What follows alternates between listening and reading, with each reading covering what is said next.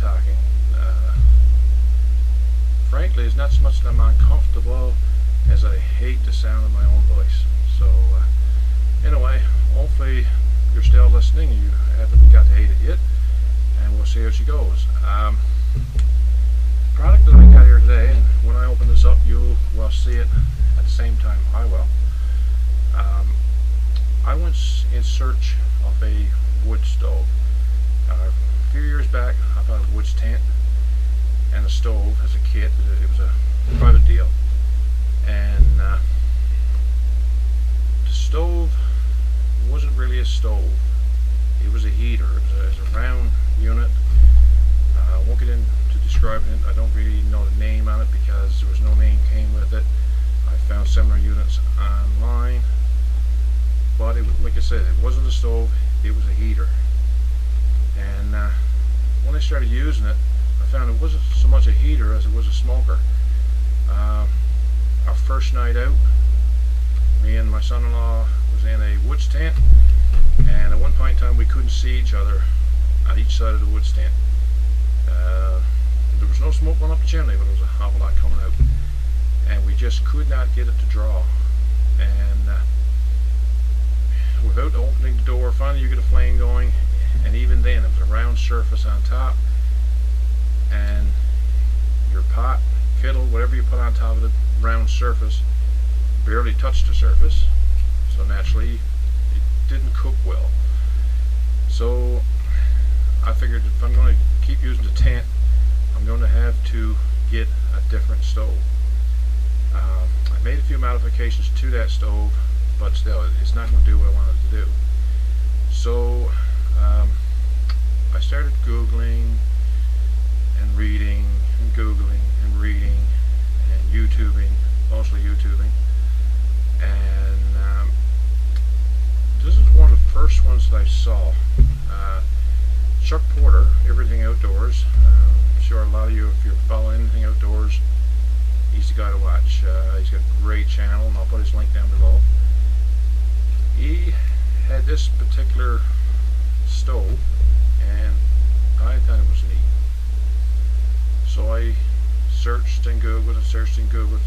I keep coming around to this stove, and finally, eventually, I had my mind made up. I was going to buy the stove, and then about a week before I finally made my final purchase, I changed which stove I was going to buy, which model the Nomad stove I was going to buy. If you check on Winnerwell.com, again, I'll put a link down below. They come, the Winnerwell stoves got a variety of different stoves, from titanium, stainless steel. The model that I finally decided on is the Nomad 1G model WN-M. Again, I'll put that information down below, anyone who's looking for one. This Nomad stove comes in, again, not only a variety of models. Within the models, there's a variety of stoves. Initially, I had planned on getting one with a glass side and glass in the door. And I've discovered in my YouTubing that the glass is not just for looks. It actually gives off more heat. So you get more heat out of the stove with the glass sides. And that was sort of one of the reasons I figured would be a good way to do it. You're out in the woods, you want maximum heat. Just last week, I almost had the decision made, I almost had the buttons pushed, and there was a guy on there doing a review on the stove, and he had been thinking the same way, but then something came to him. He said, what happens if I break that glass side? He said, with my luck, I'll break the glass side. Where are you with the side gun out of your stove in the woods? You're in trouble. So, with my luck, I figured if there's anybody going to break it, I would. Yes, you break the glass in the front, but actually my plans is to get a small piece of metal the size of the glass, because the glass can be removed for cleaning. So I'll get a piece of metal cut the proper size so that I will add that with me at all times when I got the stove. Actually, I'll keep it in the stove.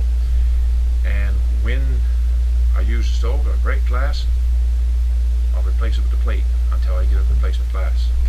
So anyway, before we go any further, let's open up and see what we got. Okay guys, let's see what we got here.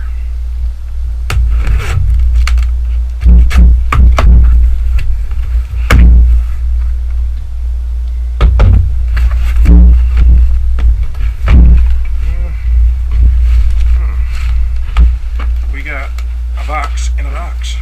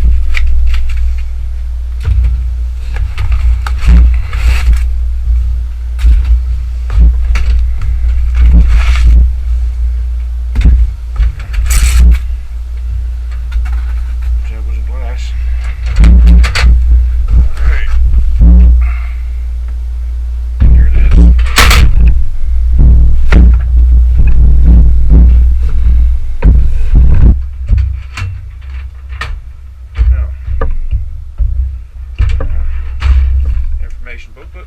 I'm sure we'll be reading that any man. So, start off. It's got flexible legs.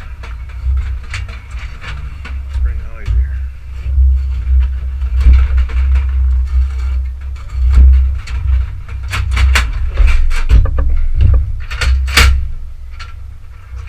Now it's got these folded drawers. Area for the handle. Folded drawers, warming racks. Extendable area for the pots.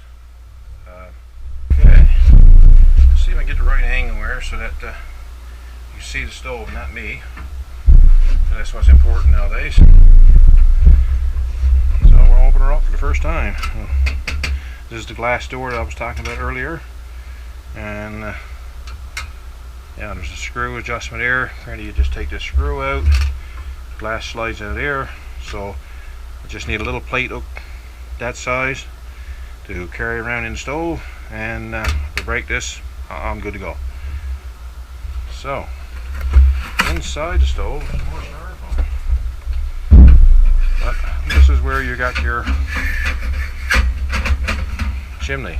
Of course, at the top of the stove is your spark arrestor, which is a nice thing to have when you're set up in a tent. And then you got your stovepipe lamps. There's and there is your damper. Your damper in the stove, so that you can actually close off the damper, reduce the airflow, and just control the heat, your fire, your burn. Your rack to go on the bottom. I'll put that in after. Here's your cleaner, and this serves several purposes. I'll show that after. Say this is all new to me as well. Pipe.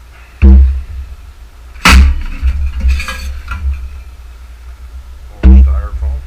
Probably use some of that again, prevent it from rattling inside. So, start off.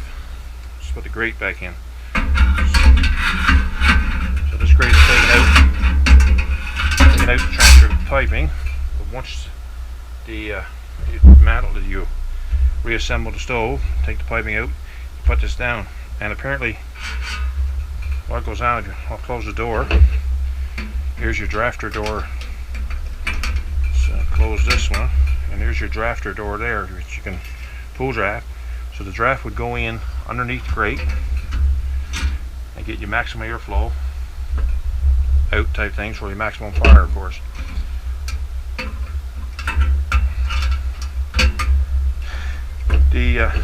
As I was saying, the tool is not just to clean it out.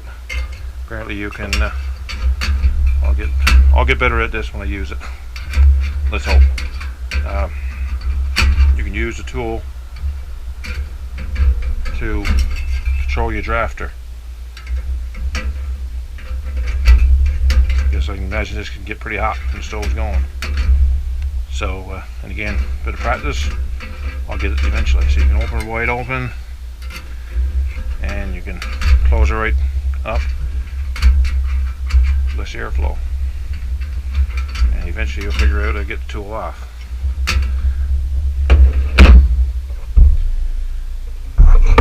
Top of the stove, by the same token, and I won't use the tool now until I get good at it. You can actually lift the stove cover off, so you can actually top load the stove. You can put wood in through the top, or you can remove the top cover, put your pot, pan, kettle directly on the flame, and for faster faster cooking. Again, there's a lot of these stoves in the market. I haven't tried this one yet. Obviously, you just saw me take it out of the box. Once I do get a chance to use it, I'll probably do a review video just to say how it burns. Hopefully I'll be taking you guys along with me on the first trip. We'll see how that works. Maybe the review will come right from inside the hot tent. One thing I should point out, another reason I went with this one, like I said, they're not cheap. It was $100 cheaper with just the glass air and not the glass air. Maybe that was another deciding factor, other than the fact that I might break it. This stove is stainless steel, so it shouldn't rust. It will discolor once the initial burn is in, and hopefully I'll do the initial burn before the weekend. It's 1/8 steel. The top of the stove is fairly thick. You feel the thickness of the stove is 1/8 of an inch, and the sides is a 1/16. So the piping, 2.5 inch piping. It's not a big piping. Personally, I prefer something a little bigger, but from everything I've seen, it works quite adequate for this stove. There are a lot of optional devices you can buy for this stove as well. There's a smoker that goes on top. There's an oven that goes on top. There's an inline oven that can go into your on your chimney. There's a water heater that you can actually clamp to your chimney, to the stove, or on the side here there's 2 hooks, and you can actually hook the water tank on there. And the videos I've seen and from what I've heard, you can actually boil water for coffee or tea there, so it does get fairly hot in the hot water tank. So if you got kids around, if you're using this, I'm sure you're going to be careful, but just as a word of precaution. Anyway, that's pretty much it for the stove, pretty much it for the video. Hopefully the stove is as good as the reviews I've read, and hopefully I'll be doing my own review, and hopefully you'll be along with me to see that. Don't forget to like and subscribe to the video, to the channel. Thank you for watching, and if I can figure it out to do the notification and the like thing like everybody else is doing, I'll be able to put that into the video. Thank you, and have a great day. Thanks.